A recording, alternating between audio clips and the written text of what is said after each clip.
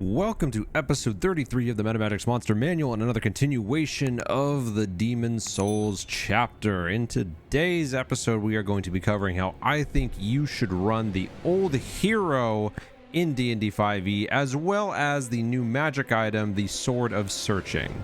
But before we get started, a quick reminder that you can find a link to both the stat block of the monster and the magic item in the description of this video. It'll take you to my Discord where you can find pictures of both to download for free. And if you want to see these monsters and magic items live in action, you can jump on over to my Twitch stream where I host a weekly interactive Dungeons & Dragons campaign featuring all of the monsters from the Metamagix Monster Manual as well as their respective magic items. A link to that can be found in the description below. But without any further delay, let's begin. So before jumping into any of the stats, let's go over the design goals when making this stat block for the old hero. So for the design goals of the old hero, we're looking for an intermediate difficulty monster, something that you would fight in a little bit of the mid game, somewhere around levels 5 through 7, maybe 8 or 9.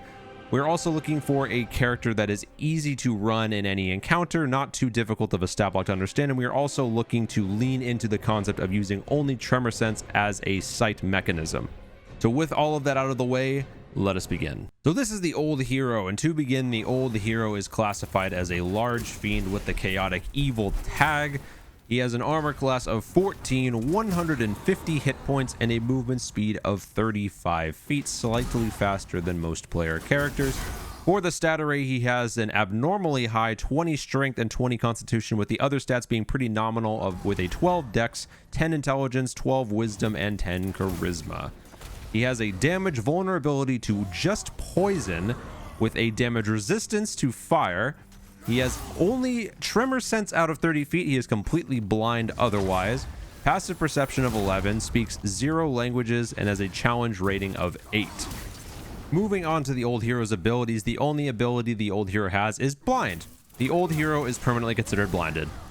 That's it.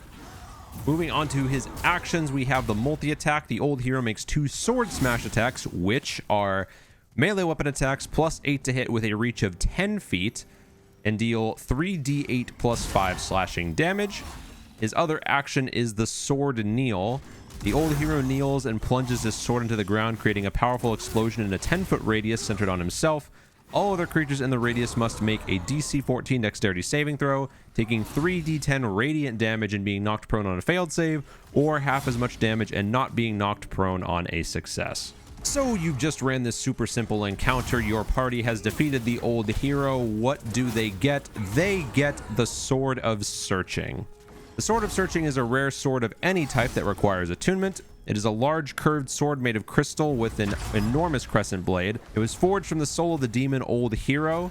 The rickety blade has become severely weathered due to years of fighting. The old hero is also called the Searcher of Storms, and its soul brings its wielder good fortune. So the damage varies by weapon type depending on what you classify this sword as. You gain +1 to attack and damage rolls made with this weapon.